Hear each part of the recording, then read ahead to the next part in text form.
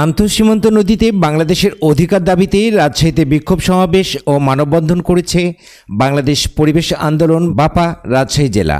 আজ বেলা 11টার দিকে নগরীর সাহেববাজার জিরো পয়েন্টে এই বিক্ষোভ সমাবেশ ও মানববন্ধন অনুষ্ঠিত হয়।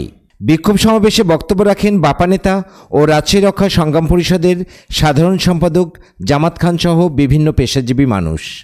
সমাবেশ থেকে ভারতের কাছে আন্তঃসীমান্ত নদীতে বাংলাদেশের অধিকার ও পানির ন্যায্য হিস্সা ইস্যুতে সাবেক সরকারের তীব্র সমালোচনা করেন রাজশাহী রক্ষা সংগ্রাম পরিষদের সাধারণ সম্পাদক জামাত খান।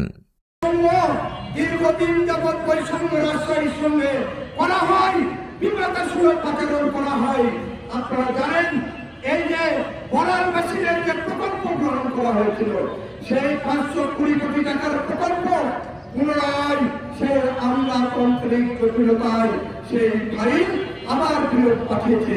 আমি জানি না কোন ক্ষমতায় কার সারাই আপনি মন্ত্রী ছিলেন শাহরিয়ার, আপনি কিন্তু নদীবাদী জানতেন। এই রাজশাহীর জনগণ, চারঘাট বাগান জনগণ আন্দোলন সংগ্রাম করে অর্থ নিয়েছে, ওই নদী ভাঙন রোধ করেছে। আপনার কোনো ভূমিকা ছিল না। তা যদি প্রমাণ নিতে চান, আমার কাছে ডকুমেন্টস আছে, আমরা মিছিল মিটিং স্মারকলিপি সব কিছু দিই।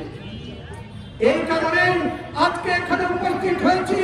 কত কষ্ট মা বোন, কষ্ট মহিলারা, কষ্ট মানুষরা আমরা এখানে উপস্থিত হয়েছি। আর উপস্থিত হয়েছি আগামীতে যদি এই প্রকল্পগুলি বাস্তবায়ন না হয়, রাজশাহীর অতীত ইতিহাস থেকে শিক্ষা দিতে হবে সরকারকে।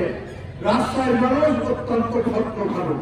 যদি প্রকল্পগুলি বাস্তবায়ন না করেন, গঙ্গা চুক্তি না করেন, নদী খনন না করেন, দখল মুক্ত না করেন এবং নদীর দূষণ না বন্ধ করেন, তাহলে তার ভাঙা জবাব দেব।